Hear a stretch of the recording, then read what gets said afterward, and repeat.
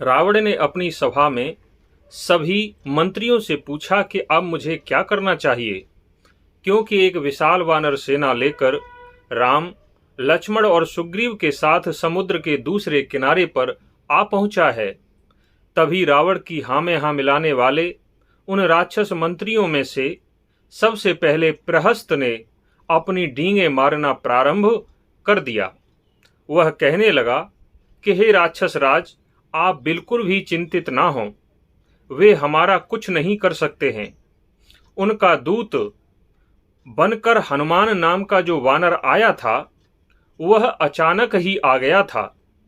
यदि हमें पहले से पता होता तो यहां से जीवित बचकर नहीं जाता, इसलिए चिंतित न हो।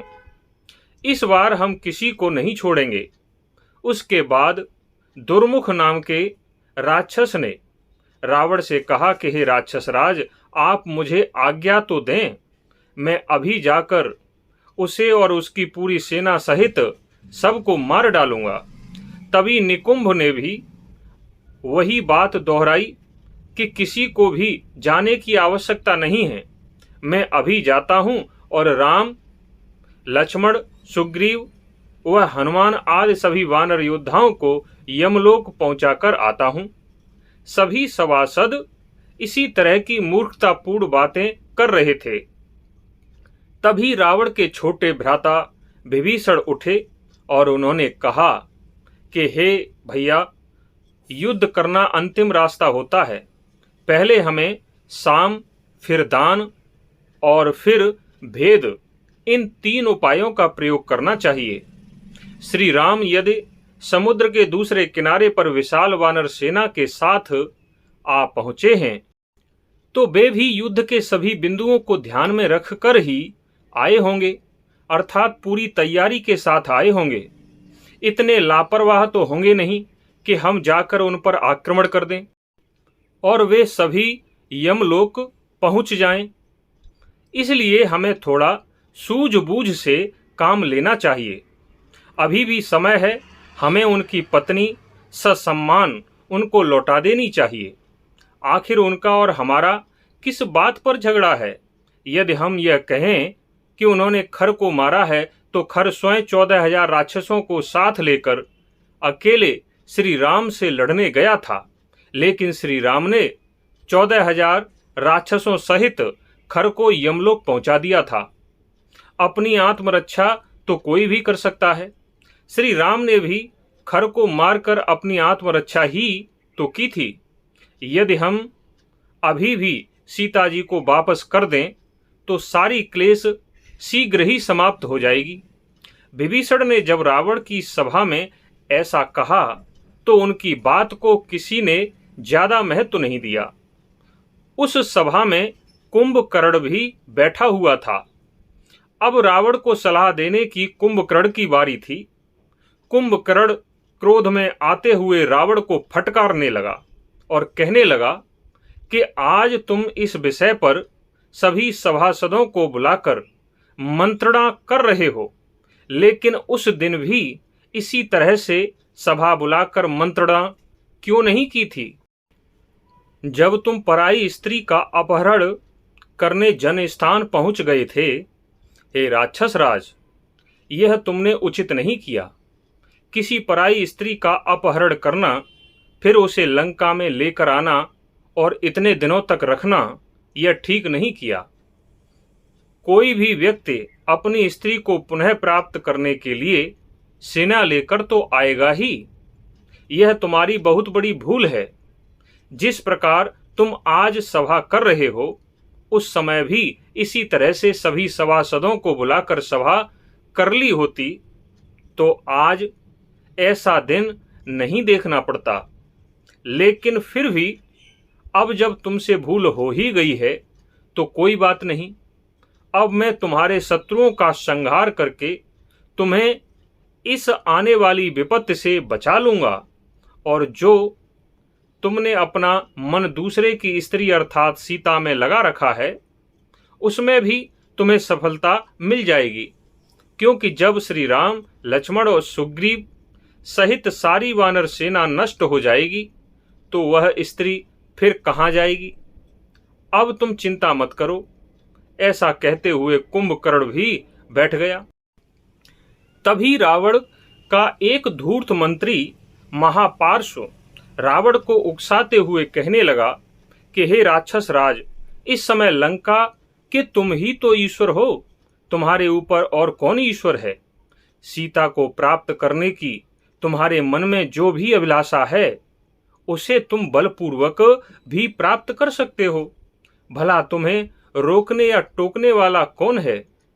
इस प्रकार वह रावण को भड़काने लगा। तभी फिर से विभीषण खड़े हो गए और कहने लगे कि हे भ्राता, ये जितने भी आपके सभासद गाल बजा रहे हैं और अपनी अपनी डींगे हाँक रहे हैं, इनमें से एक भी इतना योग्य नहीं कि श्री राम श्री रघुनाथ जी के सामने ठहर सके। तभी विभीषण की बात सुनकर सभी राक्षस मंत्री खड़े होकर बोले कि जब हमने देवताओं, दानवों, यक्षों, नागों, पक्षियों, पशुओं आदि को अपने जीवन में परास्त किया है, तो हम इस राजकुमार श्री राम से क्यों डरें? डर क्या चीज है हम नहीं जानते। हमें तो अपने सामने जो शत्रु होता है उसे पराजित करना आता है। तभी विभीषण कहने लगे कि तुम सभी को थोड़ा बुद्धि और विवेक का प्रयोग करते हुए विचार करना चाहिए। जब श्री राम ने विराध, कबंध और बाली जैसे वीर योद्धाओं को अकेले ही मार गिराया, खर के साथ 14,000 घातक राक्षसों को अकेले ही यमलोक पहुंचा दिया, फिर भी श्री राम को तुम साधारण समझते हो। श्री राम के प्रभाव से और उनसे शत्रुता लेकर कोई भी बच नहीं सकता। भलाई इसी में है कि चुपचाप सम्मान सहित सीता जी को वापस कर दो, अन्यथा कोई नहीं बचेगा। विभीषण की बात सुनकर वहां बैठा रावण का पुत्र इंद्रजीत कहने लगा कि हे चाचा श्री, लगता है तुम बहुत डरे हुए हो, इसीलिए निरर्थक बात कर रहे हो। तुम राक्षस कुल में जन्म होने के बावजूद भी ऐसी डरी हुई बातें कर रहे हो। लगता है तुम्हारे अंदर बल, वीर्य, पराक्रम कुछ है ही नहीं, अन्यथा ऐसी बात नहीं करते। तुम्हें पता होना चाहिए कि उन 2 राजकुमारों को तो एक सामान्य राक्षस ही मार सकता है, फिर भी आप इस सभा में सभी को डराने का प्रयास कर रहे हो। चाचा श्री, मैंने इंद्र को जीता है, ऐरावत हाथी के दोनों दांत तोड़कर उसे पृथ्वी पर गिराया है। मेरे सामने सभी देवता भयभीत होकर चारों दिशाओं में भागने लगते हैं। तो तुम ही बताओ कि वे 2 राजकुमार मेरा क्या बिगाड़ सकते हैं?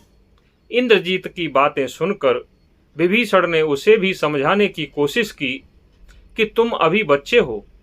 यदि तुम भी सभी सभासदों की तरह हाँ में हाँ मिला रहे हो और श्री राम से युद्ध करने के लिए तत्पर हो, तो इसका अर्थ यही है कि तुम स्वयं अपना भी विनाश करोगे और बड़े भ्राता अर्थात अपने पिता का भी विनाश करोगे।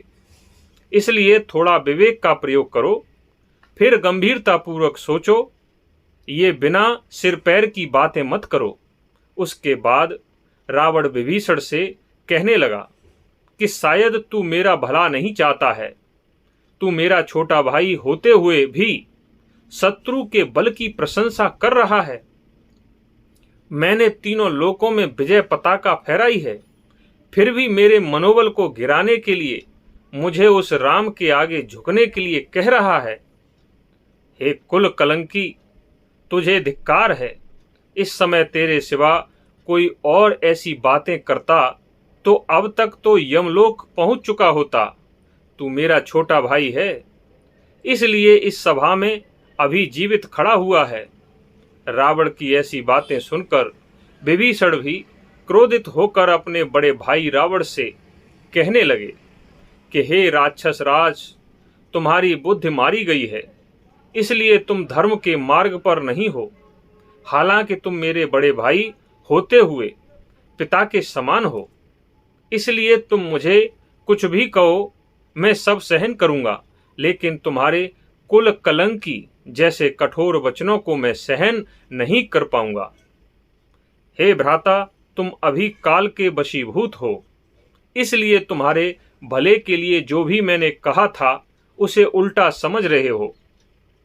हे भैया, मीठी मीठी बातें कहने वाले लोग तो बहुत मिल जाएंगे, लेकिन तुम्हारे भले के लिए मैं जो भी बोल रहा हूं उसके परिणाम तुम्हारे लिए अच्छे ही होते, लेकिन तुम मेरी उन बातों को उल्टा समझ रहे हो, क्योंकि तुम अभी काल के बंधन में फंस चुके हो।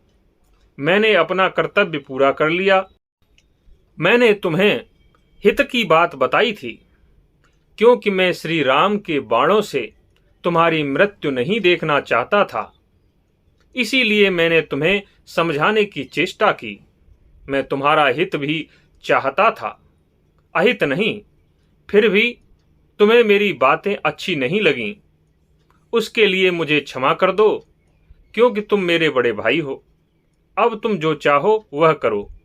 जिस प्रकार भी इस लंकापुरी की रक्षा करना चाहो वह करो, लेकिन अब मैं तुम्हारी इस लंका में पल भर भी नहीं ठहर सकता।